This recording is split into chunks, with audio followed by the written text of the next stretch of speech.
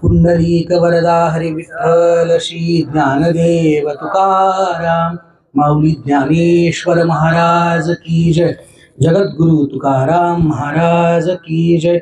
सद्गुरु जोग महाराज की जय।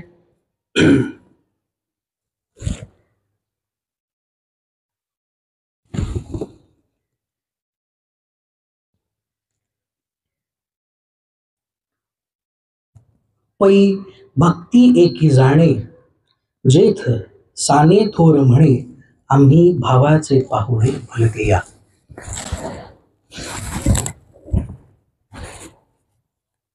मुरबाड वासियांच्या सर्वांच्या सहकार्याने गेली 28 वर्ष या नामयज्ञाचं आयोजन इथे होत आहे आणि हे या उत्सवाचं 28वं वर्ष आहे। आपण सर्व मंडळी, सर्व तालुक्यातली मंडळी अत्यंत प्रेमाने प्रभूचं गुणगान गाण्यासाठी सातत्याने इथे येता आणि अखंडपणे हा यज्ञ या ठिकाणी मोठ्या प्रेमानं सुरू आहे। आणि एखादी गोष्ट सातत्यानं 28 वर्ष सुरू राहणं ही अत्यंत विशेष बाब आहे। 1-2 दिवसाचा उत्सव करणं हे तशा अर्थाने सोपं आहे, पण 8 दिवस उत्सव सातत्यानं सुरू ठेवणं हे अत्यंत कठीण आहे। त्यासाठी प्रचंड मोठं संघटन असावं लागतं आणि नुसतं संघटन असून भागत नाही, तर एकमेकांच्या वरती विश्वास असावा लागतो। नुसता विश्वास असून भागत नाही, एकमेकांच्या बद्दल प्रेम असावं लागतं। म्हणून ही गेली 28 वर्ष आपण विश्वास, प्रेम ह्या दोन्हीही गोष्टी भगवंताला अधिष्ठान ठेवून करत आलेला आहात आणि त्या प्रेमाचं, त्या विश्वासाचं प्रतीक म्हणजे हा भव्य दिव्य समारोह। 28 वर्ष म्हणजे 2 तपाहून अधिकचा काल आहे। आपल्या एकूणच आध्यात्मिक साधनेमध्ये एका तपाला किंवा 12 वर्षांना अत्यंत महत्व आहे। कुठलीही गोष्ट सातत्यानं एक तप केली तर त्याचं विशेष फळ अशा प्रकारचं मिळतं। आणि आपण सर्व मुरबाडवासीय हे प्रभू प्रेमाचं जे धर्मकीर्तन गेली 28 वर्ष आपल्या सगळ्यांच्या उपस्थितीनं करीत आहात, ही भगवंताचीच कृपा आहे असं म्हणायला काहीही हरकत नाही। कारण भगवंत स्वतः माझ्या भक्तीकडे प्रवृत्त होण्यासाठी माझीच कृपा त्याच्यावरती असावी लागते। मी जर का कृपा केली तरच तो माझ्याकडे येऊ शकतो, अन्यथा तो माझ्यापर्यंत येऊ शकणार नाही। गीतेतली वचनं आपल्या सगळ्यांना माहिती आहे। 28 वर्ष आपण अनेक दिग्गजांना इथे ऐकत आलेला आहे। माझ्यासारख्या येड्या बागड्यांनी तुम्हाला काही सांगावं असं काही नाहीये। माझं नाव उमेश बागडे आहे।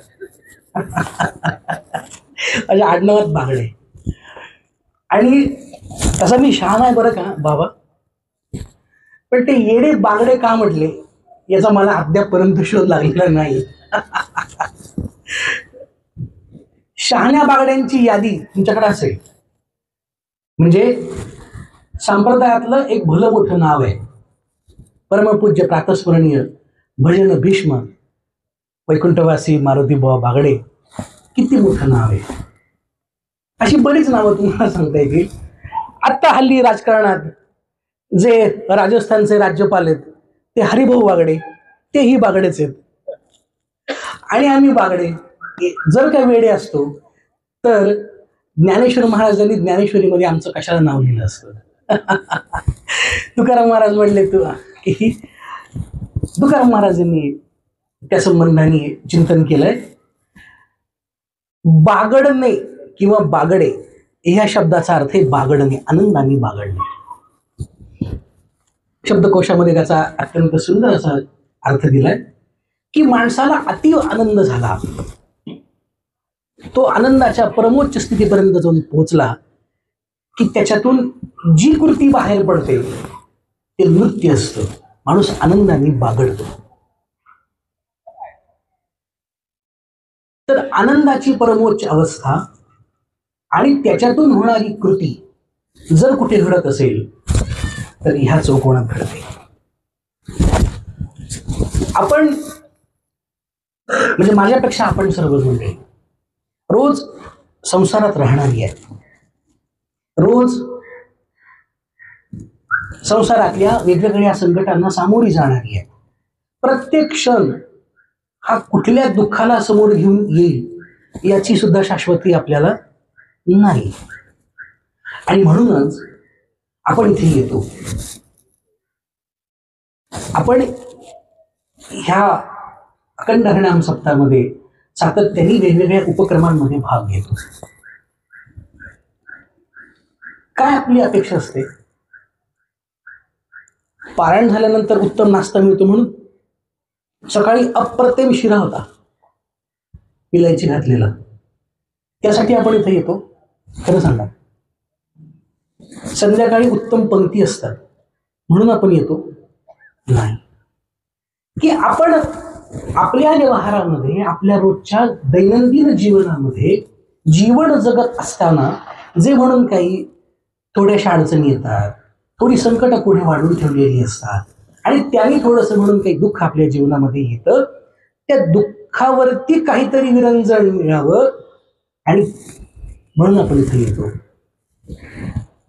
तर त्या आनंदाच्या उपलब्धीसाठी आपल्या संत मान्याळींनी आपल्याला मुक्त हस्तानी हे सगळं नामचिंतन, भगवंताचं स्मरण करण्यासाठीच्या वेगवेगळ्या अवस्था आपल्याला उपलब्ध करून दिलेल्या आहेत.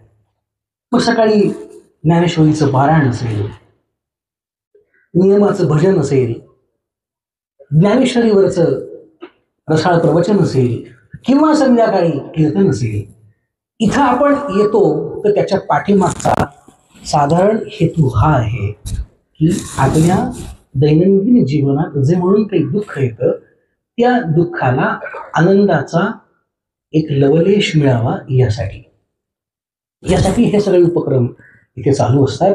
आणि त्यासाठीच म्हणून आपण इथे एकत्रित येतो. या उत्सवाची कल्पना ज्या परमपूज्य प्रातस्मरणीय स्मृतींना झाली ते वैकुंठवासी दादांच्या बद्दल आदरणीय अण्णांच्याकडून, परमपूज्य गुरुवर्य प्रमोद महाराजांच्याकडून आणि परमपूज्य गुरुवर्य कोष्टीबाबांच्याकडून अनेकदा म्हणून काही ऐकलं गेलं. विदेही अवस्थेत राहणारे हे महात्मा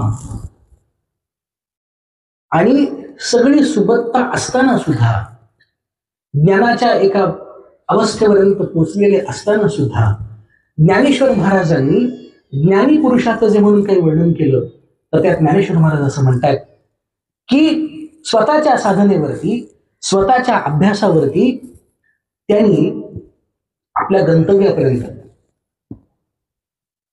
जाण्यासाठी जे म्हणून काही कष्ट केलेले असतात ते कष्ट घेऊन तो आपल्या इच्छित स्थळापर्यंत, इच्छित साधनेपर्यंत, इच्छित विजनपर्यंत पोहोचलेला असतो. आणि मग आध्यात्मिक साधना करत असताना त्याला म्हणून जो काही आनंद मिळतो त्या आनंदामध्ये तो विचरण करत राहतो. त्याला आध्यात्मिक भाषेत जीवनमुक्त असं म्हटलंय. त्याला जीवनाची अशा अर्थाने काही गरज राहिलेली नसते. लोकांशी व्यवहार जरी त्यांनी ठेवला नाही तरी त्याचं जीवन अप्रतिम अशा प्रकारचं तो जगू शकतो. पण खरा जीवनमुक्त पुरुष कोण, खरा जीवन मुक्त व्यक्ती कोण आणि त्यांनी काय केलं पाहिजे याचं दिग्दर्शन करताना माऊली ज्ञानेश्वर महाराजांनी ज्ञानेश्वरीमध्ये त्याचं वर्णन केलंय. कर्तव्याही उरले लोका लागी, की आता त्या महापुरुषांचं जीवन हे आता फक्त लोकांच्यासाठीच राहिलेलं असतं.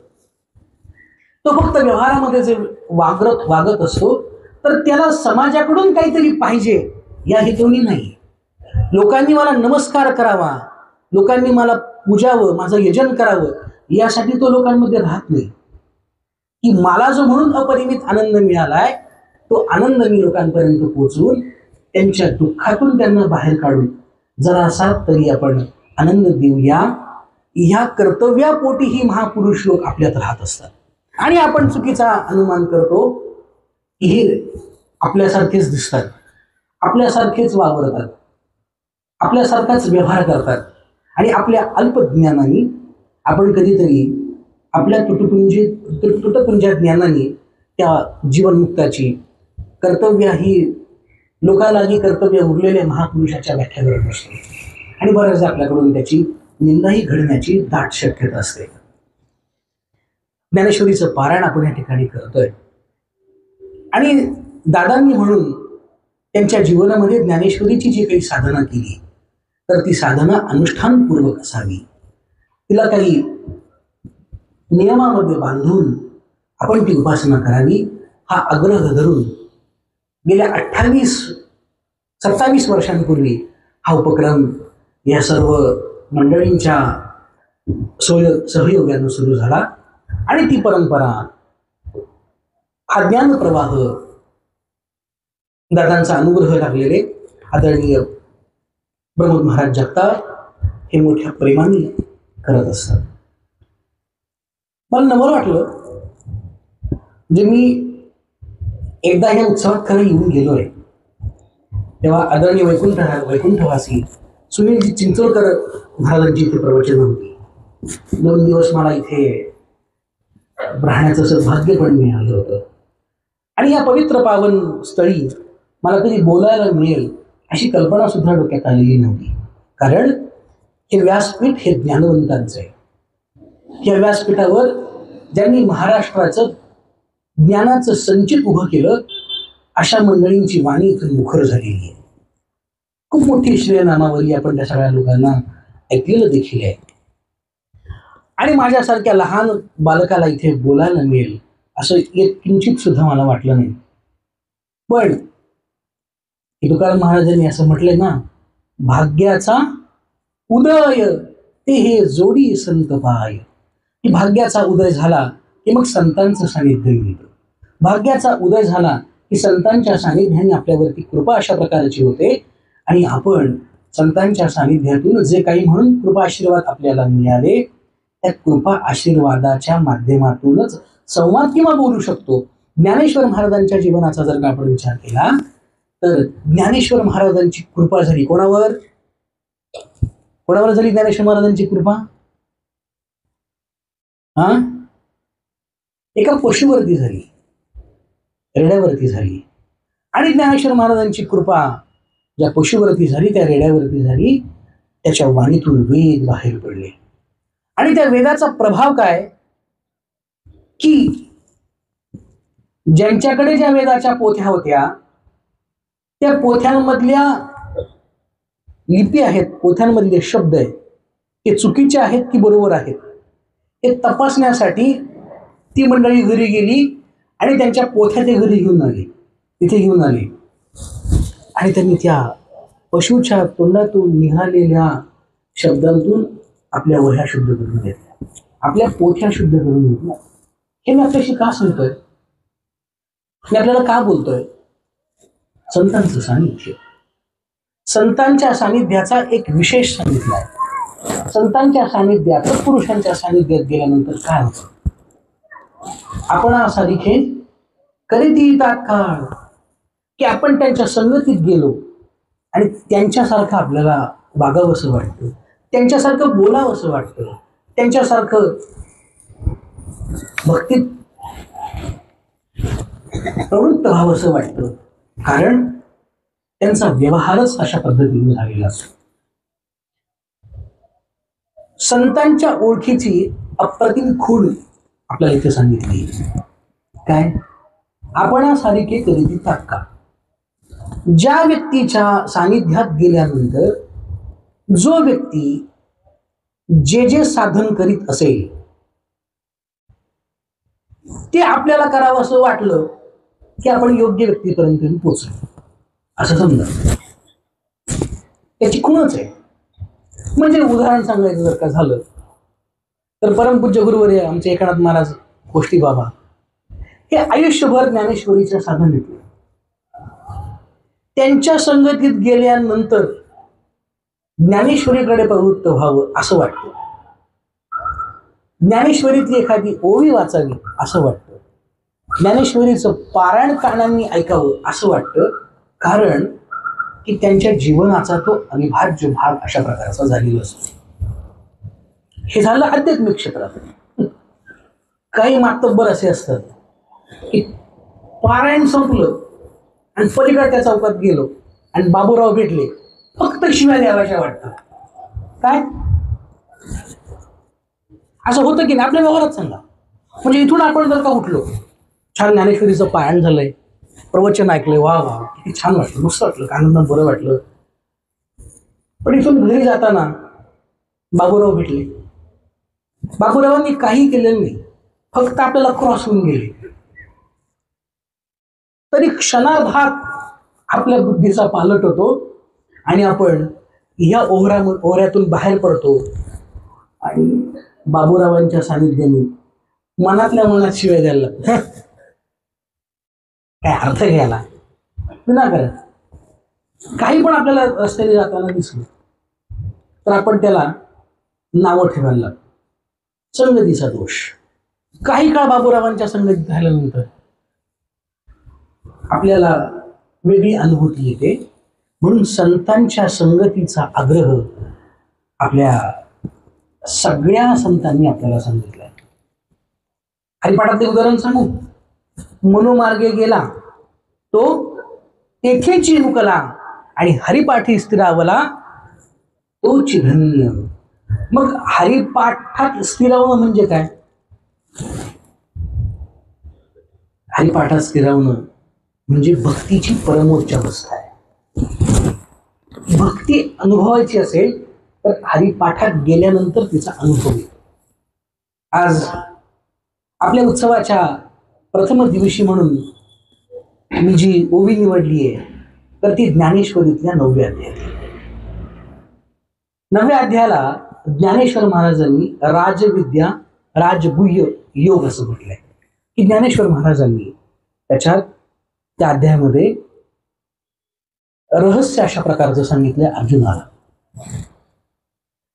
ज्ञानेश्वर महाराजांच्या ज्ञानेश्वरी निरूपणातला सगळ्यात महत्वाचा भाव जर कुठला असेल तर ज्ञानेश्वरीचा 9वा अध्याय. आपण सगळे ज्ञानेश्वरीचं पारायण करणारी आहे, ज्ञानेश्वरीच्या शब्दांपर्यंत पोहोचण्याचा प्रयत्न करणारी साधक मंडळी आपण सगळे आहोत. ज्ञानेश्वर महाराजांनी पहिल्या अध्यायामध्ये सद्गुरु कृपेने बोलायला सुरुवात केली. पहिल्या अध्यायाचं नाव आहे अर्जुन विषाद योग, है की नाही? काय नाव आहे? अर्जुन विषाद योग. अर्जुनाच्या अंतःकरणामध्ये विषाद म्हणजे दुःख, संशय जो काही होता तर त्या संबंधाने तिथे चर्चा केली. आणि मग हळूहळू व्याख्यान करत करत करत ज्ञानेश्वर महाराज 9व्या अध्यायापर्यंत येऊन पोहोचले. ज्ञानेश्वर महाराजांच्या 9व्या अध्यायातल्या निरूपणाची पहिली ओवी काय माहिती आपल्याला? माहितीये? तरी अवधान ऐकले दिजे, मग सर्व सुखाशी पात्र होईजे, आणि हे प्रतिज्ञेत्र माझे उघड ऐका. ज्ञानेश्वर महाराजांच्या रसाळ वाणीतून सद्गुरूंच्या कृपेने त्यांच्यातला अनुभव इतका समृद्ध झाला की ज्ञानेश्वर महाराजांनी 9व्या अध्यायाच्या पहिल्या ओळीत आश्वासनच देऊन टाकलं. ज्ञानेश्वर महाराज काय म्हणतात महा? परी एकले अवधान दिजे, मग सर्व सुखाशी पात्र होईजे, हे प्रतिज्ञोत्तर माझे उघड ऐका. आश्वासन नाही दिलेलं, आश्वासन 5 वर्षांनी दिलं जातं. किती वर्षांनी? 5 वर्षांनी. 5 वर्ष संपले की आश्वासन देणारा माणूस वेगळा, आश्वासन वेगळी, आश्वासनाच्या फॅकल्टीज वेगळ्या. आपण मात्र कायम आश्वासनं बदलली जातात, माणसं बदलली जातात, पण जैसे हे तरी सुद्धा आपण मतदान करतो, है की नाही?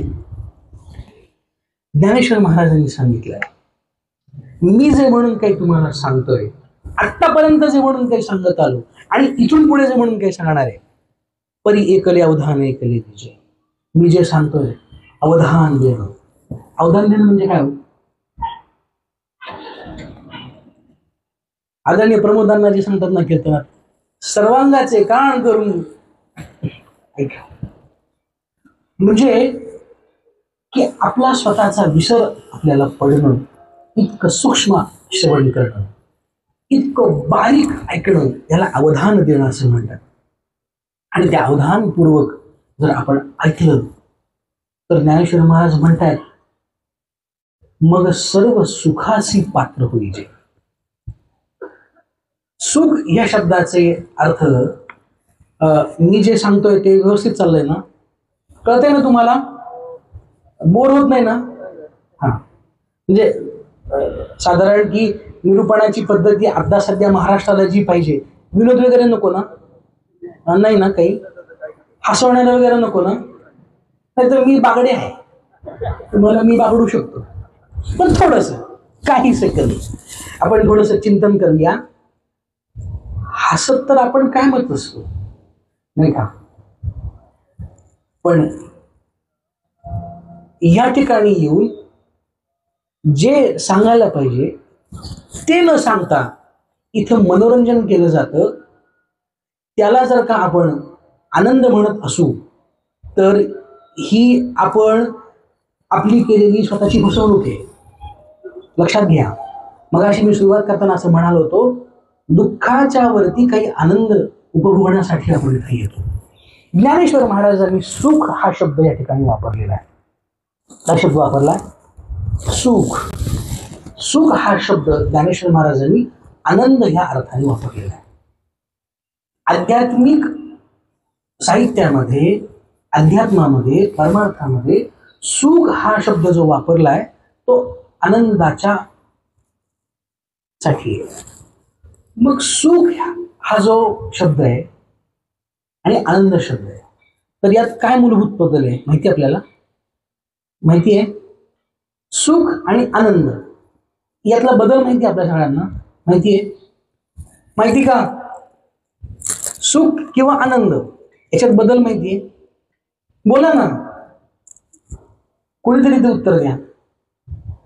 हे बघा, ज्यांनी माईक ठेवलाय त्यांनी बोलायचा ठेका अजिबात घेतलेला नाही, किंवा त्यांनीच बोलावं तो त्याचाच ठेका आहे असं अजिबात समजू नका. कारण आपल्या संतांनी आपल्याशी जो म्हणून काही संवाद केलाय, आपल्याला जे काही म्हणून सांगितलंय, तर ते संवाद रूपी सांगितलंय. जर आपण एकमेकांशी बोलू, मी पुढे सांगणार आहे, आपल्याकडे उद्याचा पण दिवस आहे की आपल्याशी संवाद करण्याचा प्रयत्न केला. संवाद जेव्हा आपण करू, एकमेकांशी जेव्हा आपण बोलू, तरच ती मजा येणार आहे. नाहीतर तो बोलणार आहे, त्याला ठेका दिला आहे, त्यांनी प्रवचन दिलंय, तुला यासाठीच बोलवलंय, आम्ही ऐकायला बसलो. तू बोलायचं काम करत, आम्ही ऐकायचं काम करत. आमचा काय संबंध? काय सांगायचं तुला? संबंध काय? माईक तुमच्या समोर ठेवलेला आहे, आळंदीवरून तुम्हाला इथं बोलायला बोलवलंय, आमचा संबंध काय बोलायचा? नाही. आपला संबंध आहे म्हणूनच आपण इथे एकत्रित आलो. आणि संबंध असेल तर आपण एकमेकांशी बोलायला पाहिजे. आनंद आणि सुख, बोला पटकन, कुणीतरी एक सांगा. हा, भौतिक गोष्टी. हा, किती छान आहे, धन्यवाद प्रभू, जय बाप्ती. म्हणजे 28 वर्ष इथे जे चाललंय ते अप्रतिम आहे. ज्यासाठी म्हणून चाललंय त्याचं हे उदाहरण आहे. भौतिक गोष्टींसाठी किंवा भौतिक गोष्टी आपल्याला मिळतात, त्याला आपण सुख असं म्हणतो. अगदी सोपं सांगू का? अगदी सोपं.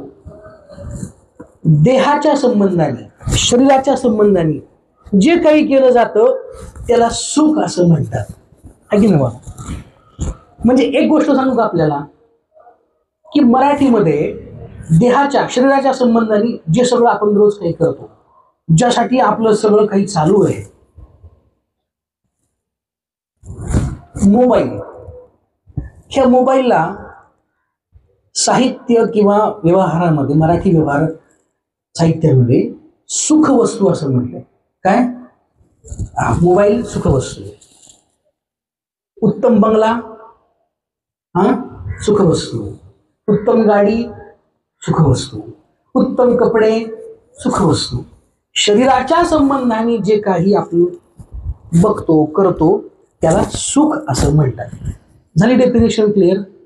सुख म्हणजे भौतिक शरीराच्या संबंधाने जे सगळं केलं जातं त्याला सुख अशा प्रकारचं म्हटलं जातं. आणि मग जे शरीराच्या संबंधाने असेल, जे शरीराला सुख देणार असेल, शरीराला ललायभूत करणार असेल, त्याचं प्रमोशन संत करतील काय?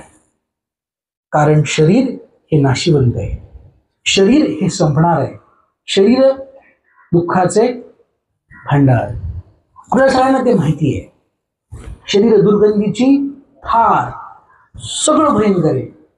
मग सुख हा शब्द ज्ञानेश्वर महाराजांनी किंवा अन्य संतांनी आनंद या शब्दांनी वापरलेला आहे. मग सांगा आनंद, सुख याला विरुद्धार्थी शब्द काय? सुखाला विरुद्धार्थी शब्द मला महिलांकडून अपेक्षा आहे, आमच्या मातृकडून अपेक्षा आहे. सुख या शब्दाला विरुद्धार्थी शब्द काय आहे? आवाज चाहिए. लाडकी बहीण. लाडकी बहिणीचे पैसे झालेत का? बहिणीला सांगू द्या, तुम्ही भाऊ कशाला उत्तर देत आहे? लाडक्या बहिणीचे पैसे सुरू आहेत का? आवाज चालू आहे. तर लाडक्या बहिणींना प्रश्न आहे की सुखाला विरुद्धार्थी शब्द काय? आवाज. आवाज बहीण नाही तुम्ही हो. म्हणजे याचा अर्थ असा होतो की आपण अनेक वर्ष इथे प्रवचनाला येता, अनेक वर्ष ज्ञानेश्वरीचं पारायण करता, अनेक वर्ष इथे अनेक महापुरुषांचे शब्द कानापर्यंत घेता आणि ते हृदयात साठवतात. हृदयात न साठवता ते कृतीमध्ये आणता. त्यामुळे दुःख हा शब्द तुमच्या तोंडातून बाहेर फुटत नाही, कारण तुम्ही सगळ्या सुखी आहात. बरोबर? वय वर्ष 50च्या पुढच्या सुखी खरंच सुखी आहेत का? आहेत का? आता काय आवाज येत नाही. म्हणजे तुम्ही जे हसताय आणि तुम्हाला जो प्रश्न विचारतोय त्याच्यावरचं उत्तर तुमच्या स्मित हास्यातून सगळ्यांना कळालेलं आहे. आपण आहोत दुःखी, पण सुखी असण्याचा आभास करतो. आम्ही सुखी आहोत, आम्ही आनंदी आहोत. आता लग्न सीझन सुरू होईल. मग आता नवीन वधूवर आता ह्या सगळ्या भानगडी सुरू होते. मग आता नववधू काहींच्या घरात येतील. मागच्या वर्षीच काहींच्या घरात नववधू येऊन ती 365 दिवस होऊन अगदी जुनी पाणी झालेली असेल आणि नवीन नववधू 9 दिवस झालेली नवरी असेल, तर त्या 9 दिवस आलेल्या सुनेची सासू, तिचा संवाद कसा असतो हे माझ्यापेक्षा तुम्हाला चांगलं माहिती. मग ही 9 दिवस नवीन सून आलेली सासू ही एलिझाबेथ झालेली असते. आणि शेजारीच घर आहे. 365 दिवस उलटून गेलेली सुनेची सासू सकाळी सकाळी कापसाच्या वाती करत असते. रामकृष्ण हरी विठ्ठल केशवा, रामकृष्ण हरी विठ्ठल केशवा. सकाळचं ऊन घेत असते. रामकृष्ण हरी विठ्ठल केशवा. 6:30ला बसलेले असते वाती करायला. 9 वाजेपर्यंत 5 किलो वाती होतात. 8:30 7:30 पर्यंत रामकृष्ण हरी विठ्ठल केशवा. जसा जसा वेळ होईल तसा तसा वातींचा आकार मोठा, तशी तशी हिचे स्वर. रामकृष्ण हरी विठ्ठल केशवा, रामकृष्ण हरी विठ्ठल केशवा, रामकृष्ण विठ्ठल केशवा. चहा येत नाही. आतून नाश्त्याला आवाज येत नाही. 365 दिवस झालेली नववधू आणि तिची ही सासू. एवढ्यात 9 दिवस होऊन नववधू काय म्हणतात त्याला, नव्या नवरीचे 9 दिवस. 9 दिवस. ही नवीन नवरी अप्रतिम पात्र. त्या घरात गेल्यानंतर आपल्याला असा आभास होतो, हे पात्र जर नट झालं असतं तर किती उत्तम यांनी चित्रपट निर्माण केले असते. कदाचित आपल्याला असं वाटतं की इनी इकडे येऊन मोठी चूक केलेली आहे. अभिजात मराठी रंगभूमी एका नटीला चुकली, ही उत्तम नट झालेली असते. आणि मग सासूबाई चहा घेणार, साखर किती घालू, हे आपल्या अनुभवाच आहे. इतका छान संवाद चाललेला असतो. मग ही जी नववधू घरात आलेली, नवीनच सासू झालेली, सकाळी 7:30 वाजता पारणाला आलेली असते. आणि तेवढ्यात ह्या ठकूबाई,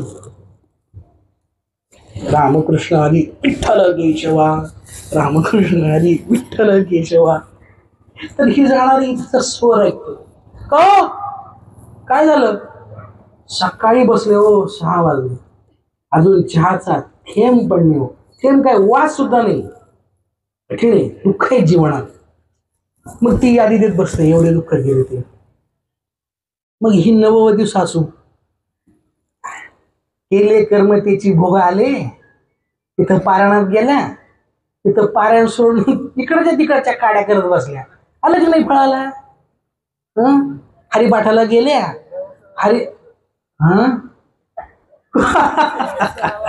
प्रवचनाला बसलेत ते, प्रवचनाला कीर्तनाला गेल्या, तिकडं वाटी कळत बसल्या. प्रवचनाला गेल्या, घरच्या कुरापती बाकांना सांगत बसल्या. आता बघा, आमची सुनबाई हो काय गुणकारी आहे, काय तिला प्रेम आहे. मग तो सुखसंवाद सुरू होतो. मला सांगा, हे सुख किती दिवस टिकतो? किती दिवस? त्या काकांना खूपच अनुभव आहे. बरोबर आहे, बरोबर आहे. नव्या नवरीचे 9 दिवस, त्यामुळे किती 9 दिवस, काही काळ एकदा की. आता आपल्याकडे ती परंपरा नाहीये, पण गुजरात वगैरे त्या प्रांतात की तिजोरीची चावी त्या सासूच्या कमरेला लावलेली असायची, है की नाही? कुठे? कमरेला. मग ते जेठाणी शेठाणी असा एक प्रकार असतो. जोपर्यंत कमरेची चावी आपल्याकडे येत नाही तोपर्यंत ही नाटक कंपनी इतकी फॉर्म मध्ये. वा. ज्या दिवशी सासूबाईच्या कमरेची चावी आपल्या कमरेला आली की त्या दिवशीपासून सासूबाईची कंबर कमी व्हायला सुरुवात झाली. आपण सुख या संबंधाने बोलत होतो. सुख हे शरीराच्या संबंधाने असतं आणि सुख हा शब्द संतांनी आनंद यासाठी वापरला आहे. आणि सुख हा शब्द जर शरीराच्या संबंधाने असेल तर संत किंवा आपलं आध्यात्मिक तत्वज्ञान त्याच्यासाठी अजिबात भरण पोषण करणारे विचार आपल्याला देणार नाही. आपण ज्या सुखाच्या साठी रात्रंदिवस कष्ट करतो, सुखा लागी करीशी तळमळ, की आपली ती तळमळ सुखासाठी चाललेली असते, रात्रंदिवस चाललेली असते. आणि आपण ज्याला म्हणून सुख समजतो, आपण ज्या गोष्टींमध्ये सुख शोधतो, कारण आपल्याला सुख मिळवायचं असतं. सुख हा शब्द आपल्याला अत्यंत जवळचा आहे. पण सुख हे शाश्वत नाही. नव्या नवरीसारखं 9 दिवस आहे. पण लक्षात ठेवा, मी तुम्हाला प्रश्न असा विचारला होता, सुखाच्या पाठीमागे सुखाला विरुद्धार्थी शब्द काय आहे? दुःख आहे. आनंदाला विरुद्धार्थी शब्द काय आहे? काय? आनंदाला विरुद्धार्थी शब्दच नाहीये. आनंद वेदांताच्या परिभाषेत जायला नको तर आनंद ही आपली अवस्था आहे. आनंद हे आपलं स्वरूप आहे. आनंद हे आपलं गंतव्य आहे, आनंद ही आपली शाश्वत ओळख आहे. त्यांनी सांगितलं की भौतिक शरीर या संबंधाने सुख हा शब्द वापरला जातो, पण आनंद हा अंतर्यामी असतो. आहे की नाही? आनंद हा अंतर्यामी असतो. चला एक प्रश्न विचारतो आनंदासाठी. पंढरपूरच्या वारीला कोण जातं? किती लोक जातात? हा, हात वरती करा ना. जे लोक पंढरपूरच्या वारीला जातात त्यांना सप्ताह झाल्यानंतर 5,000 रुपये मानधन सुरू होईल. हात वरती करा. मावशी म्हणते नको, खोटे नाही. तर एक प्रश्न आहे, वारीमध्ये तुम्ही का जाता? हा, आनंद मिळतो म्हणून. पाठीमागच्या मावशी का जाता वारीमध्ये? त्यांनी हात केला होता. कशासाठी? बोला की. आनंद मिळतो म्हणून आपण जातो. तिथे आनंदाला अजिबात तोटा अशा प्रकारचा नाहीये. मला सांगा की जेव्हा आपण आळंदीवरून देहूवरून पंढरपूरकडे जातो आणि इतकी दुरावस्था पंढरपूरच्या वाटेवरती असते, पाऊस पडतो, कधीतरी ऊन असतं आणि संध्याकाळच्या मुक्कामाला आपण थकून जातो आणि पाऊस पडल्यानंतर तिथं मरणाचा चिखल होतो. पाऊल ठेवला की आपण अख्खे त्या चिखलात गाडले जाऊ अशी अवस्था होते. पण मला सांगा की आपण तशा मोठ्या म्हणजे बऱ्यापैकी शहरामध्ये राहणारी मंडळी आहात की आपल्या गादीला एक जरी गाठ आली, गादीला कापसाला, तरी आपण इकडून तिकडून चुळबुळ करतो आणि गादी बदलवतो, तिला दुरुस्त करून घेतो. जरा तरी मी तिकडं तिकडं झालं तर नवीन आलेल्या सुनेला नको असं बोलतो. सर चर्चा म्हणून आपण चाललोय. सध्या सुनांचे सुगीचे दिवस आहे. पूर्वी सासूवास होता, आता सुनवास अशा प्रकारचं सुरू झालेलं आहे. त्यामुळे अजिबात घाबरू नका. त्यात पुन्हा लाडकी बहीण आहे, त्यामुळे सगळं जोमात खात आहे. आपल्याला कुणीच खायना हो. आपलं सध्या आवड आहे. आपलं धोबी का कुत्ता, घर का ना घाट का. त्यामुळे शासनाने आपल्याला विचारला आणि घरचं सरकारही आपल्याला विचारेना. अरे थांबा, अजून फोडणी व्हायची, अजून ठेवायची. असो, काय बोलत होतो मी? एक छोटीशी गाठ जरी आली तरी आपण चुळबुळ करतो.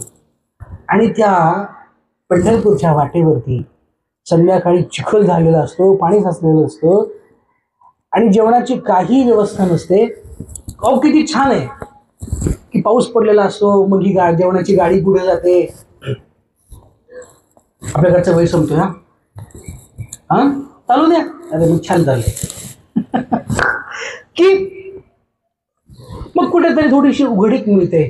जे वारीला आले नाहीत त्यांनी वारीचं वर्णन ऐका. हे वारीचं वर्णन आहे. म्हणजे एवढं ऐकून पुढच्या वर्षी वारीला तुम्ही या. म्हणजे आपल्या 28व्या वर्षात पदार्पण केल्याची फलश्रुती एवढी जरी झाली, सुरुवातीला जे काही वारीच्या बद्दलचे शब्द ऐकले त्याच्यातली 28 माणसं जरी वारीला गेली तरी किती आनंद आहे. संध्याकाळी तो पाऊस पडलेला, तो चिखल झालेला आणि थोडीशी त्या पावसाला उसंत मिळालेली आणि मग कुठेतरी एखाद्या आडोशाला त्या दगडांची चूल केलेली, त्याला कुठेतरी गॅस लावलेला किंवा लाकडं घालून भात आणि पिठलं केलेलं. हे की नाही? काही नसतं त्या भाताला. कधीतरी त्या गडबडीत मिठे कमी होतं, कधीतरी पिठलं आणली होतं.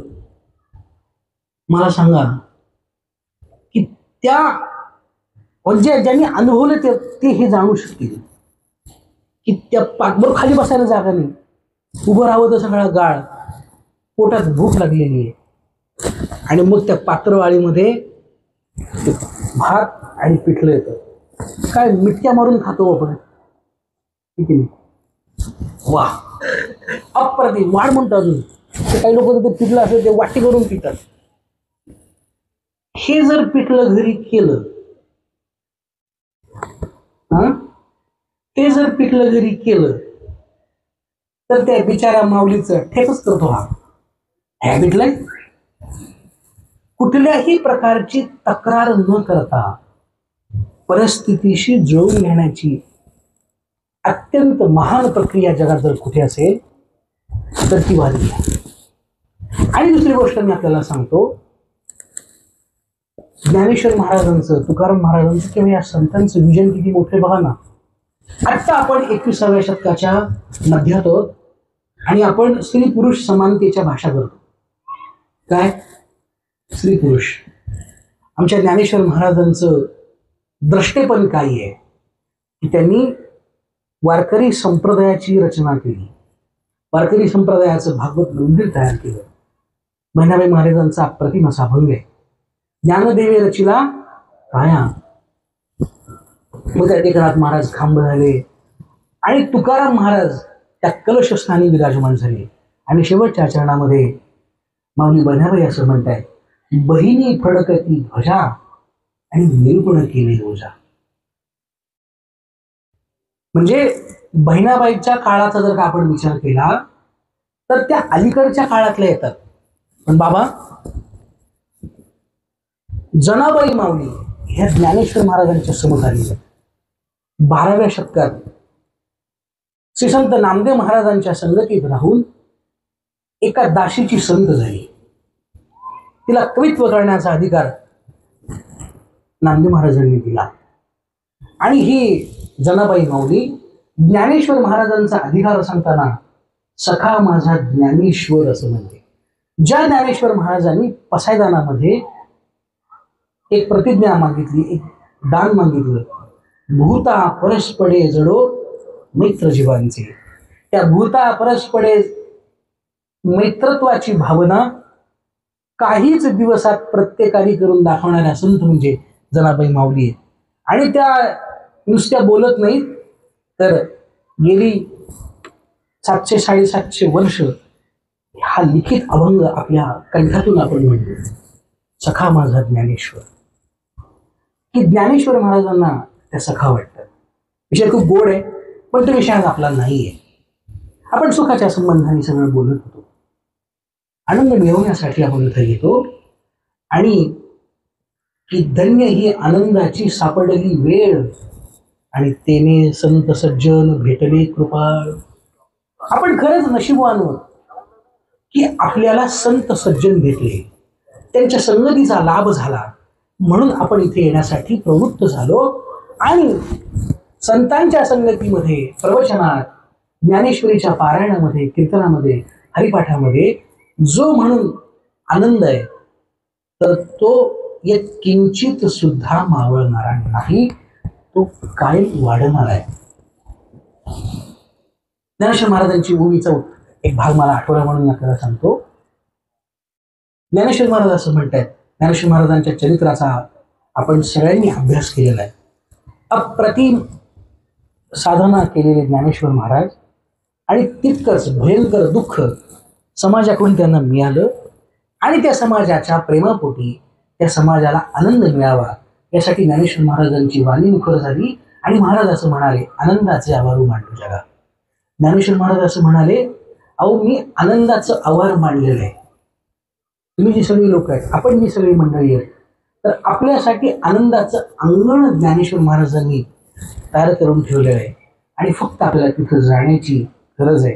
आणि मला असं वाटतं की तिथे आपण केव्हा जाऊ शकतो, तर कृपाळ संतांची भेट झाली तरच ते आपल्याला तिथे घेऊन जाऊ शकतात, अन्यथा जाऊ शकणार नाही.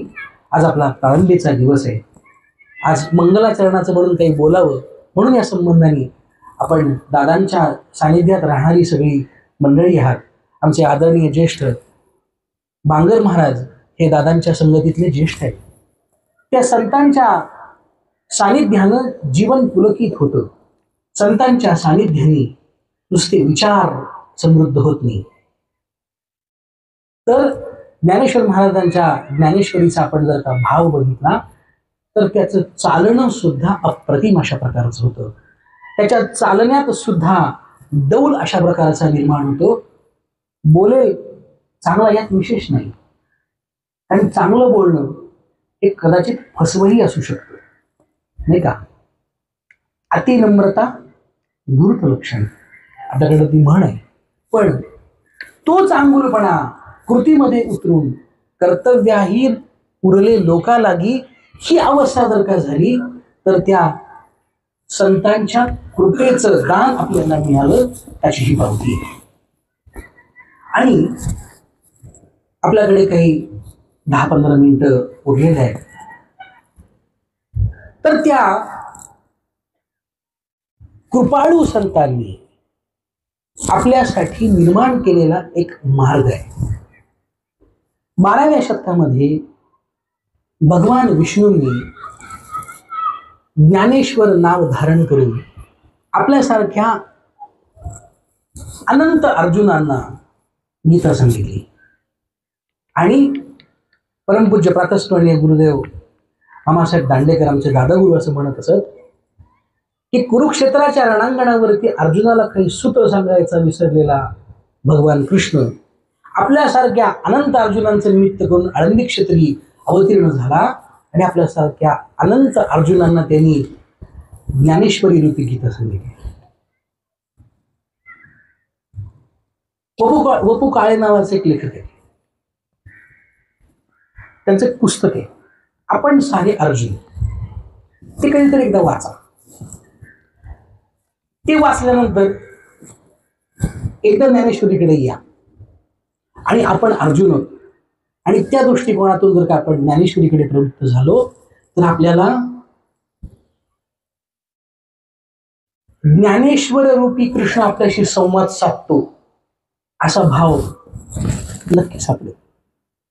कारण अर्जुनाच्या अंतःकरणात कुरुक्षेत्रावरती जे म्हणून काही प्रश्न होते ते प्रश्न अजून कायम आपल्या जीवनात आहे. अजून तसेच मॉडर्नायझेशनच्या माहिती तंत्रज्ञानाच्या युगात फक्त त्यांनी त्यांचा पेहराव म्हणजे त्यांचा कॉस्ट्यूम बदललेला आहे, त्यांचे कपडे बदललेले आहेत. इंग्लिशमध्ये एक छोटं शब्द आहे वाक्य मॉरल व्हॅल्यूज त्याला असं म्हणतात की मानवीय संवेदना मानवीय विक्षेप जे आहेत तर ते कायम आहेत. आणि म्हणून गेली 725 वर्ष झाली, गेली 750 गेली 375 वर्ष झाली, गेली 675 वर्ष झाली या संतांचं विचारधन या महाराष्ट्रात सातत्याने नवं वाटतं. त्याचं कारणच एक आहे मानवीय संवेदना आणि मानवीय व्यवहारातला विक्षेप हा थोड्याफार बदलांनी बदलतो पण तो कायम त्याच्या प्रवृत्तीवरती येतो. म्हणून संतांना वेळोवेळी येऊन उठा जागे व्हारे आता स्मरण करा पंढरीनाथा असं जागं करावं लागतं. म्हणून तर या महाराष्ट्रामध्ये ज्या प्रवाहाने समाजाला एकत्रित ठेवलं त्या प्रवाहाचं मुख्य नाव भक्ती प्रवाह असं म्हटलं आहे. आणि आपण ज्या विषयाकडे प्रवृत्त झालोय तर भक्ती हा आपल्या 2 दिवसीय संवादाचा विषय आहे. ज्ञानेश्वर महाराजांचा हा शब्द प्रपंच कृष्ण आणि अर्जुनाच्या संवादाचा शब्दविलास आहे. पत्रम पुष्पम फलम तोयम या श्लोकावरच हे भाष्य. आणि ज्ञानेश्वर महाराजांनी पै भक्ती एकी जाणे या महत्वपूर्ण ओवीतून जो म्हणून काही निर्देश केला तर ज्ञानेश्वर महाराजांनी आपल्या सगळ्या लोकांना सहज अगदी सुलभपणे जी कृती करता येईल ती म्हणजे भक्ती. भक्ती अत्यंत साधनेतला सोपा उपाय. ज्ञानेश्वर महाराजांनी महाराष्ट्राचं संचित घडवताना भक्ती हे माध्यम आपल्याला दिलं. ज्ञानेश्वर महाराजांच्या परंपरेचा थोडासा विचार करूया आणि आजच्या तळठीव ज्ञानेश्वर महाराजांच्या परंपरेचा आपण थोडासा विचार करूया. ज्ञानेश्वर महाराजांची मूळ परंपरा ही नाथपंथी आहे. कशावरून? ज्ञानेश्वर महाराजांनी 18व्या अध्यायामध्ये सांगितलंय ना आदि गुरु शंकरा लागोनी शिष्य परंपरा बोधाचा संसारात झाला तो अनुभवे. मूळ नाथ परंपरेतून ज्ञानेश्वर महाराजांच्या जीवनात निवृत्तीनाथांनी ज्ञानाचं जे दान दिलं त्यातून ज्ञानेश्वर महाराजांचं व्यक्तित्व अप्रतिम अशा प्रकारचं बहरलं. ज्ञानेश्वर महाराज हे एकूणच भारतीय आध्यात्मिक क्षेत्रातले अत्यंत संशोधक व्यक्तिमत्व आहे. कशावरून? नाथ संप्रदायाची परंपरा तर ती भगवान शिवापासून आलेली आहे. आदिनाथ गुरु सकळ सिद्धांचा मच्छिंद्रकायाचा मुख्य शिष्य आपण हे सगळं म्हणतो. ज्ञानाची परंपरा ही भगवान शिवापासून चालत आलेली आणि त्या ज्ञान परंपरेचे अत्यंत महत्वाचे शिलेदार म्हणून माऊली ज्ञानेश्वर महाराज. मग ज्ञानेश्वर महाराजांनी नाथ संप्रदायाची असणारी एकूण परंपरा ती पुढे आपल्यापर्यंत का पोचवली नाही, याच्यावरती पण आपण खूप विचार करायला पाहिजे. नाथपंथामध्ये असणारी जटिलता, नाथ संप्रदायामध्ये असणारी एक प्रकारची काय त्याला आपण म्हणू काठिण्य, हे सर्वसामान्यांना पेलवणारं नाहीये. आज सकाळी आपल्या सकाळच्या सत्रात काही नाथ योगी आले होते की त्या नाथपंथाची दीक्षा घेतल्यानंतर त्यांना ते शैलीशिंदी धारण करावी लागते, त्यांना तो धुना पेटवावा लागतो, त्यांना तिथे त्रिकाल नमस्कार करावा लागतो. तर ज्ञानेश्वर महाराजांच्या मनात हे सगळं काहीतरी आलं असावं आणि आपल्या सगळ्यांची त्यांना दया आली असावी, म्हणून ज्ञानेश्वर महाराजांनी आपल्यासाठी ह्या भक्तीची दारं, नाथ संप्रदायातलं असणारं अद्वितीय तत्वज्ञान सुलभ केलं आणि भक्ती संप्रदाय आपल्या हातात दिला, भक्ती आपल्या हातात दिली. वारकरी संप्रदायाची, भागवत मंदिराची दारं, ते भागवत मंदिर निर्माण करून ते सर्वांसाठी खुलं अशा प्रकारचं केलं. योगाच्या संबंधाने ज्ञानेश्वर महाराजांनी ज्ञानेश्वरीच्या 6व्या अध्यायामध्ये त्याचं अप्रतिम असं वर्णन केलेलं आहे. आणि नाथ संप्रदायाची मुख्य साधना ही योग आहे. आणि ते योग करायचं म्हणजे शरीराची आटणी करावी लागते, तासन तास एका ठिकाणी बसावं लागतं, अनुष्ठानपूर्वक त्याची साधना करावी लागते. तर ती आपल्या सर्वसामान्य जनतेला ती करता येणार नाही. तर त्यांच्या जोग आपण त्यांच्यासाठी काहीतरी करावं म्हणून ज्ञानेश्वर महाराजांनी सोपं दिलेलं साधन आहे नामयज्ञ, भगवंताचं स्मरण. हरिमुखे म्हणा पुण्याची गणना कोण करू. शिव भगवद्गीतेला अधिष्ठान ठेवून ज्ञानेश्वर महाराजांनी रसाळ निरूपण केलं ज्ञानेश्वरीचं. आपण ज्ञानेश्वरी रोज पारायण करतोय. गेली 28 वर्ष आपण इथे सातत्याने येतोय. सकाळी परमपूज्य गुरुदेव अण्णा असं म्हणाले की वयाची 30 वर्ष मी मुरबाडसाठी दिली आणि ज्ञानेश्वर महाराजांच्या आणि एकूणच वारकरी परंपरेच्या साहित्यावरती साक्षेपी आणि लोकांना पटेल अशा भाषेत ज्यांनी रसाळ निरूपण केली असे अण्णा माझ्यासमोर बसलेले. चिकित्सक पद्धतीने अनेक पैलू ह्या पूर्वसुरीनी समाजा पुढे मांडलेली आहे. मला कधीतरी अण्णांचं कीर्तन म्हणजे नवीन जे कीर्तनकार आहेत आमच्यासारखी पोर त्यांच्यासाठी पर्वणीच असते की बुद्धीला काहीतरी चालना मिळाली पाहिजे, बुद्धीला काहीतरी खाद्य मिळालं पाहिजे. कीर्तन ऐकून गेल्यानंतर आपल्यातला किडा जागृत झाला पाहिजे. ऐका ना, मला काय सांगायचंय, किडा जागृत होणं म्हणजे काय की आपल्यातली संशोधक वृत्ती, आपल्यातला लपलेला शोधकर्ता जागृत झाला पाहिजे आणि आपण त्या दृष्टीने काम केलं पाहिजे. आणि मला असं वाटतं, मी खूप धारिष्ठ्याने बोलतोय की तशा अर्थाने आम्ही खूप कम नशीबवान आहोत. म्हणजे परमपूज्य गुरुवरे गोष्टी बाबा, म्हणजे ही माझ्या समोर आहे म्हणून मी यांची नावं घेतोय फक्त, अशी बरीच मोठी आहे. परमपूज्य अण्णा ही समाजाचं हित समोर ठेवून कीर्तनाची घाटणी तशा पद्धतीने साबूत ठेवणारी शेवटची पिढी. ही माणसं जर का बोलायची थांबली तर सगळी फसवेगिरीच सुरू आहे, सगळा बाजारच आहे. ज्या लोकजागरणासाठी ज्या लोकांचं हित लक्षात ठेवून पंढरपूरच्या वाळवंटामध्ये नामदेव महाराजांनी नाचू कीर्तनाचे रंगी ज्ञान दीप लावू जगी अशी प्रतिज्ञा घेऊन कीर्तनाची परंपरा रुळली आणि ती नामदेव महाराजांच्या नंतर अनेक सत्पुरुषांनी साबित ठेवली. तिच्यासाठी आपलं जीवन, आपला बुद्धीचा कस पणाला लावला. आपण एवढे छान ऐकता आहात, ज्ञानेश्वरीचं पारायण करत आहात, तर आपली एक जबाबदारी आहे. मी आपली क्षमा मागून बोलतो, मी खरं विद्यार्थी आहे, पण कीर्तन किंवा प्रवचन हा खरं मनोरंजनाचा विषय नाहीये, हा सुखाचा विषय नाहीये, हा आनंदाचा विषय आहे. आणि इथून जाताना आपण आनंदित होऊन गेलो.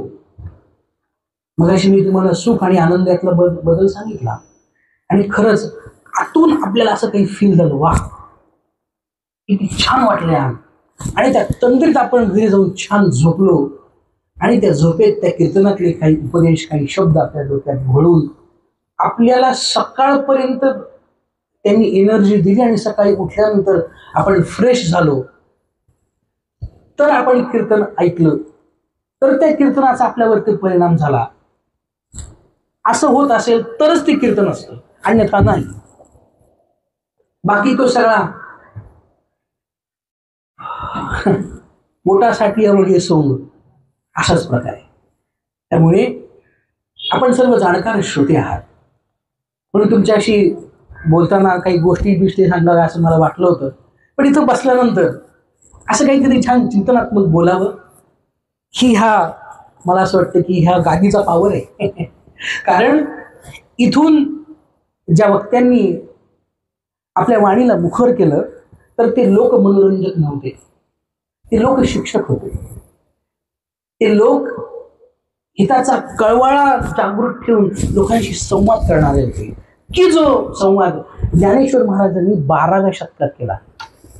किती वेळ मला माहित नाही. भक्ती आपल्याला दिली, सुलभ मार्ग दिला, जटिलता काढून टाकली, आणि बस फक्त रामकृष्ण हरी आणि तुमचं जे म्हणून काही इष्ट असेल त्याच्याप्रती एकनिष्ठ राहा, त्याच्याप्रती श्रद्धा बाळगा, आणि त्याच्यावरती अप्रतिम मोहर जगद्गुरु तुकाराम महाराजांनी उठवली.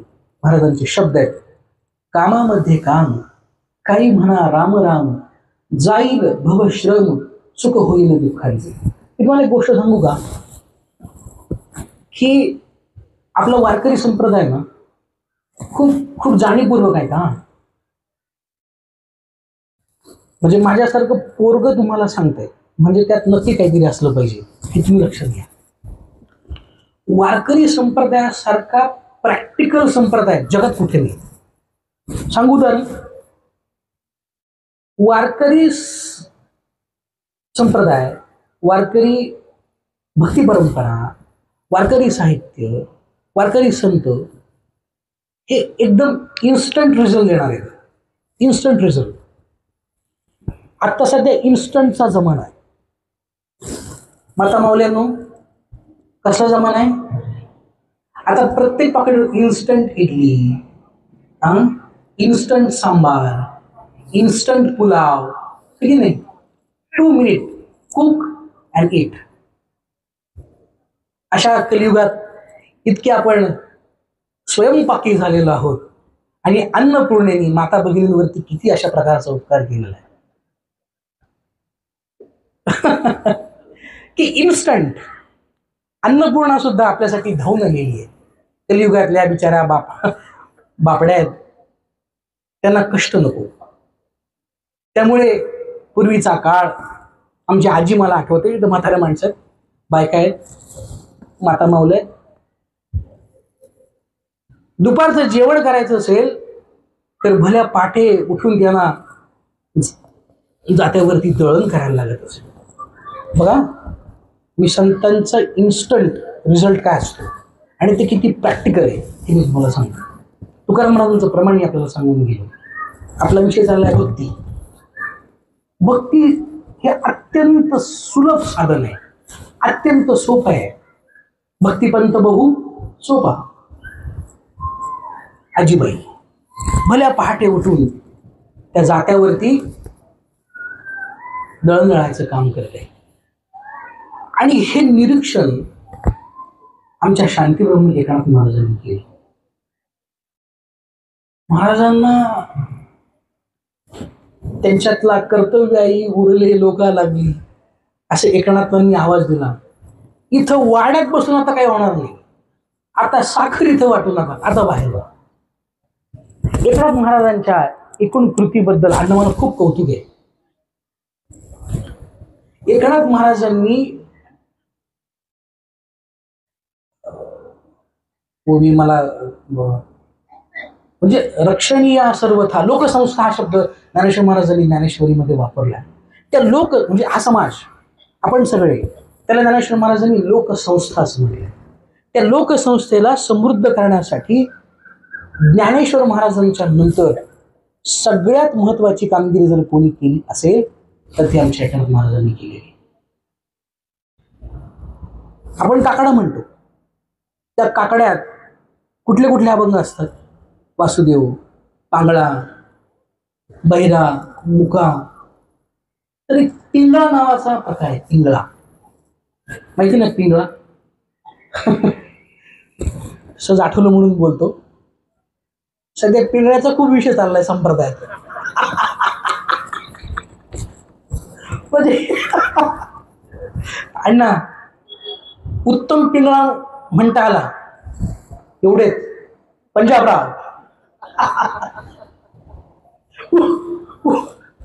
आता हे आमच्या गुरु शिष्यांचा संवाद आहे, ते तुम्हाला नाही करणार. उत्तम पिंगळा म्हणतात आहे त्याला पंजाबराव, म्हणजे एकदम आशीर्वाद. पण आता आम्ही दुर्दैवी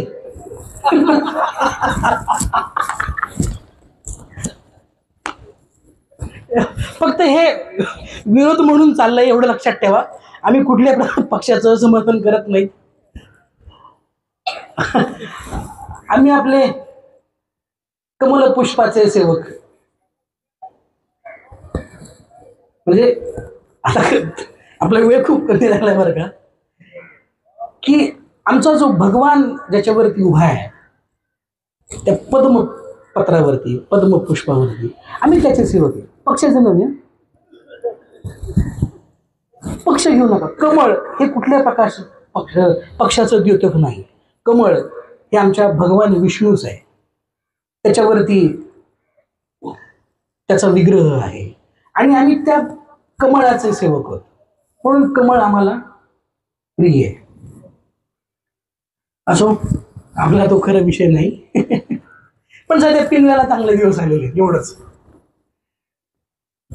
तर तो पिंगळा जो आहे ना, तर माझ्या अल्पबुद्धीला जे वाटतं की एकनाथ महाराजांनी घरात असणाऱ्या ज्या गृहिणींना तर त्यांच्यापर्यंत पोहोचण्याचं उत्तम माध्यम काय असेल? तो पिंगळा. वेगवेगळे कॅरेक्टर्स त्या काळात एकनाथ महाराजांनी निर्माण केले आणि सहज तो पिंगळा सकाळी एक छोटासा दिवा, ती वाकळ घेऊन जायचा आणि पिंगळा महाद्वारी बोल. माझा काय आवाज चांगला नाही, आम्ही फक्त असुर आहोत.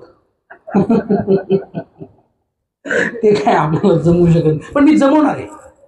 त्यासाठी मी क्लास लावेल, पण पिंगळा म्हणेन. पिंगळा म्हणजे यदा कदाचित जर का मला परत संधी मिळाली तर मी तर पिंगळ्यावरतीच कीर्तन करीन. पिंगळा. पण लक्षात ठेवा, पिंगळा म्हणलं की पंजाबराव.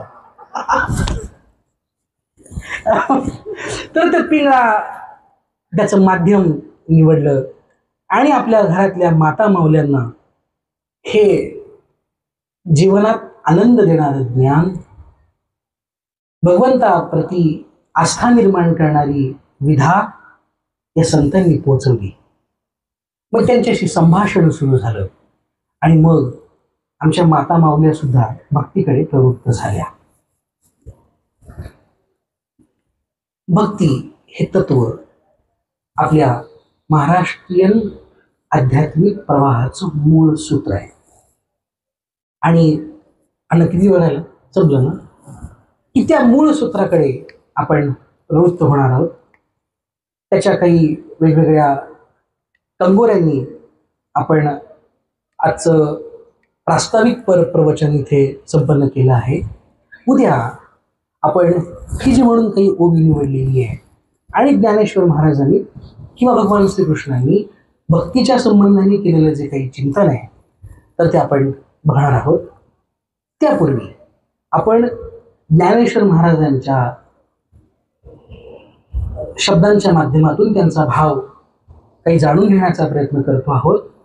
त्या शब्दांचं एकदा स्मरण करूया आणि आपल्या सेवेला पूर्णविराम देऊया. मी सगळ्यांना विनंती अशी करीन की मी ओवी पुढे म्हणेन, तुम्ही माझ्या पाठीमागे म्हणायचे, म्हणजे आपल्याला आपला विषय लक्षात येईल. चालेल ना? अगदी 2 मिनिटं. 9व्या अध्यायातली ओवी आहे आणि 395 क्रमांकाची. माऊली असं म्हणतात, पै म्हणा भक्ती एकी मी जाणे. पै भक्ती एकी मी जाणे, तेथ साने थोर न म्हणे. तेथ साने थोर न म्हणे. आम्ही भावाचे पाहुणे भलते या. आम्ही भावाचे पाहुणे भलते या. ज्ञानेश्वर महाराजांच्या ह्या ओवीचं आपण सूत्रात्मक चिंतन उद्या या ठिकाणी करणार आहोत. आजचं प्रथम सत्र, आजची ही प्रवचन सेवा परमपूज्य प्रातस्मरणीय वैकुंठवासी दादांच्या स्मृतींना आपण समर्पित करूया आणि ज्ञानेश्वर महाराजांच्याच चरणारविंदी समर्पित करूया. आपण मोठ्या संख्येने पहिल्या दिवशी या ठिकाणी आलात. मी मनात काहीतरी वेगळंच ठरवून आलो होतो आणि तुम्ही इतके सुंदर ऐकू शकाल असं मला खरंच काही वाटलं नव्हतं. म्हणजे मी खूप काही सुंदर बोललोय असं माझा अजिबातच दावा नाही, पण की ज्या संबंधाने मी जे म्हणून काही बोलण्याचा प्रयत्न केला त्याला तुम्ही अप्रतिम असा प्रतिसाद दिला. मला असं वाटतं की आपण दादांचे आणि ह्या उत्सवातून आपल्याला ज्या महापुरुषांचे जे काही आशीर्वाद मिळाले त्याचे कृपा पात्र आहात असंच मला वाटतं. आणि अशीच संतांची कृपा आपण आपल्यावरती प्राप्त करून घ्यावी आणि त्यासाठी मोठ्या संख्येने इथे उपस्थित राहावं. एक छोटीशी विनंती की ही कृपा फक्त स्वतःसाठीच प्राप्त करून घेऊ नये. आपली जी पुढची पिढी आहे त्यांनाही या कृपेचं दान देण्यासाठी आपल्या घरातल्या आपल्या लहानग्या मुलांना किंवा तरुणांना इथे आपण नक्की आणलं पाहिजे. कारण तुकाराम महाराज असं म्हणतायत, तरणा भाग्यवंत नटे हरिकीर्तनी. त्यामुळे माझी छोटीशी अपेक्षा आहे, अभिलाषा आहे की आपण उद्या येताना किंवा पुढच्या काही दिवसांमध्ये आपल्या घरातल्या तरुण मित्रांना इथे काही वेळ आणण्याचा प्रयत्न करूया. कारण त्यांनाही हा आनंद उपभोगता आला पाहिजे. किंवा बाहेर जे म्हणून जे आनंद शोधतायत आणि स्वतःचं अहित करून घेत आहेत, खरी आनंदाची जागा कुठली आहे ती जर त्यांना ह्याच वेळेत कळाली तर ते भारताचे सुजाण नागरिक बनू शकतील आणि एकमेकांशी सौहार्दपूर्ण वातावरणात आपला भारत सुजलाम सुफलाम होईल आणि खऱ्या अर्थाने ते रामराज्य होईल. त्यासाठी आपल्या सगळ्यांची ती जबाबदारी आहे. फक्त एवढीच अपेक्षा की 29-30 वर्षाचा मुलगा बोलतोय आणि त्याच्यासमोर आपण सगळे पूज्य माताश्री आणि पिताश्री ऐकता, हे नक्की बरोबरच आहे. पण जरा 4-5 तरुण मंडळी जर काही इथं आले तर मला वाटतं की खूप मजा येईल सगळ्यांना. तर उद्या आपण आपल्या घरातल्या सगळ्या आमच्या तरुण मित्रांना आणि भगिनींना विनंती करावी आणि त्यांचे पाय इकडे खेचून आणावेत. त्यासाठी भगवंतांनी तुम्हाला सद्बुद्धी द्यावी, त्यासाठी तुम्हाला धैर्य द्यावं अशी माऊलींच्या चरणी प्रार्थना करतो आणि माझ्या सेवेला पूर्णविराम देतो. विठ्ठला विठ्ठला विठ्ठला विठ्ठला विठ्ठला. पुंडलिक वरदा हरी विठ्ठल श्री ज्ञानदेव तुकाराम. पंढरीनाथ भगवान की जय. माऊली ज्ञानेश्वर महाराज की जय. जगद्गुरु तुकाराम महाराज की जय. विठू भक्तीचा डांगोरा कळी काळाशी धरा. तुका म्हणे करा जय जयकार आनंदे ही जगद्गुरूंची प्रासादिक रचना आहे. आपण या ठिकाणी आजच्या सायंकाळच्या सत्रामध्ये त्यांचं अत्यंत उद्बोधक असं प्रवचन ऐकलं. ते महाराष्ट्रातील एक उच्च विद्याविभूषित असं व्यक्तिमत्व, हरिभक्तीपरायण श्री उमेश महाराज बागडे हे महाराष्ट्रामध्ये एक प्रवक्ता म्हणून विख्यात आहे. याचा आपल्याला एका तासामध्ये अनुभव आलेला आहे. भक्ती या विषयावर त्यांचं हे निरूपण 2 दिवस चालणार आहे. याचं पहिलं सत्र आज पूर्ण झालंय. उद्याच्या सत्रामध्ये त्यांचंच प्रवचन होणार आहे. अत्यंत ओघवती वाणी आणि अचूक शब्द रचना असं त्यांच्या व्याख्यानाचं वैशिष्ट्य आहे. त्यांनी खंत व्यक्त केली की या ठिकाणी तरुण मुलांची अनुपस्थिती दिसते. मात्र निश्चित स्वरूपानं उद्या काही तरुणांची या ठिकाणी वर्णी लागेल. आपण सर्व भक्त भाविक या ठिकाणी उपस्थित झालात, पण माझं आपल्याजवळ एक प्रेमाचं मागणं आहे की आपण माउथ पब्लिसिटी करावी. दृष्ट्या सगळ्यांना कळावं की बाबा मुरबाडच्या कृषी उत्पन्न बाजार समितीतला महोत्सव सुरू झालाय आणि आपण ऐकण्यासाठी यावं. आपल्या हातामध्ये प्रत्येकाच्या अँड्रॉइड मोबाईल आहे.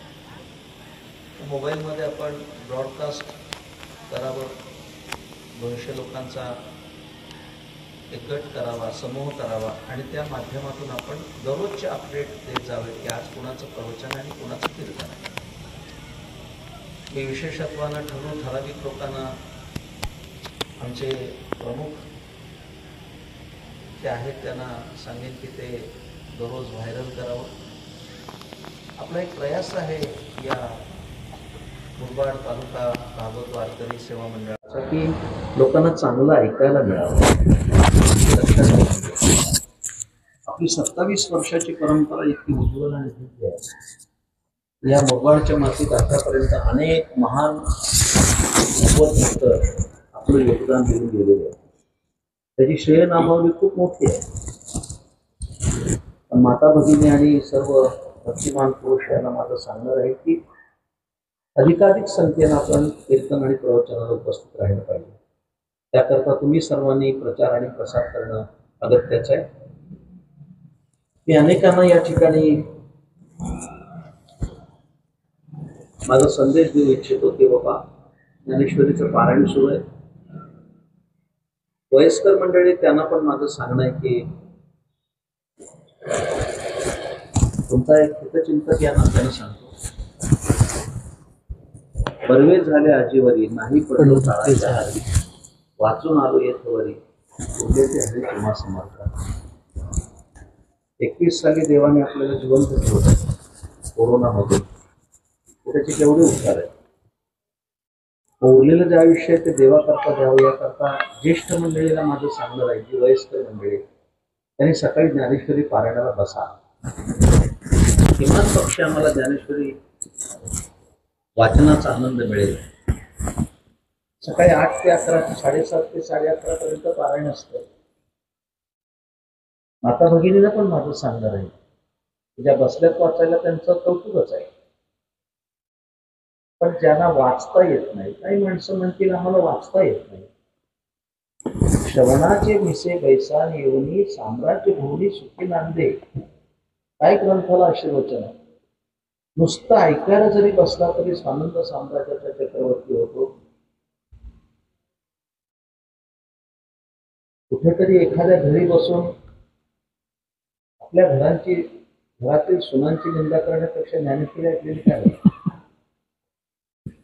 थोडं 7 दिवस या ज्ञानेश्वरीच्या मंडपात बसा, ज्ञानेश्वरी ऐका, जाताना महाप्रसाद घेऊन जा. माझ्या प्रिय श्रोत्यानो, एक लक्षात ठेवा, घरी जेवतो तर जेवण असतं आणि इथे जेवतो तो प्रसाद असतो. असा 7 दिवसाचा तुम्हाला योग आलाय, तरी तो योग काल टाळता. सर्वांनी यावं. ज्ञानेश्वरी ऐकायला यावं. हरिभक्तीपरायण कोष्टी महाराज अत्यंत विशुद्ध वाचन करतात ज्ञानेश्वरीचं. गेली अनेक वर्ष त्यांचा हा वाग यत्न चालू आहे. पुरुषांना पण माझं सांगणं आहे की ज्ञानेश्वरी ऐकायला येऊन बसा मंडपात. सांगता येत नाही एखादी ओवी आपल्या कानावरून जरी गेली, श्रवणे अर्थे पाठे मोक्षच लागे. ज्ञानेश्वर महाराज म्हणतात श्रवणानं सुद्धा मोक्ष प्राप्त होतो. अशा शब्दसंहितेचं आपण खूप चांगल्या पद्धतीनं श्रवण केलं पाहिजे. माझी अपेक्षा पण पूर्ण करायला अशी माझी खात्री आहे. आज सायंकाळी 9 ते 11 महाराष्ट्रातील एक तरुण कीर्तनकार हरिभक्तीपरायण ज्ञानेश्वर महाराज राऊत यांचं कीर्तन होणार आहे. त्या सगळ्यांनी बरोबर 9:15 वाजता मंडपात हजर राहायचं आहे, स्त्री पुरुषांनी, आणि भक्ती सुखाचा आनंद घ्यायचा आहे. आपण भक्तीचंच विवरण ऐकत आहोत, तेव्हा त्या सर्वांना माझी ही विनंती राहील. पुनश्च एकदा हरिभक्तीपरायण उमेश महाराजांना माझी विनंती राहील की या मुरबाडच्या मातीत आपण सातत्याने यात राहावं. काही हरकत नाही त्यांनी संगीताचे क्लास जॉईन केले तरी. त्यांचा अनुबंध सातत्यानं राहील. त्यांच्याकडनं अशीच या संत वाङ्मयाची सेवा होत राहो अशी सदिच्छा व्यक्त करतो आणि माझ्या शब्दाने विराम देतो. 1 मिनिट. कोष्टी महाराज हे यूट्यूब चॅनल आजच सबस्क्राईब करा. बेल आयकॉनवर क्लिक करा. शुद्ध सांप्रदायिक चाली, कीर्तनं, प्रवचनं, कथा, पारायणं असे वारकरी संप्रदायाशी संबंधित व्हिडिओ पहा. आपणही पहा आणि इतरांनाही आग्रहपूर्वक सांगा.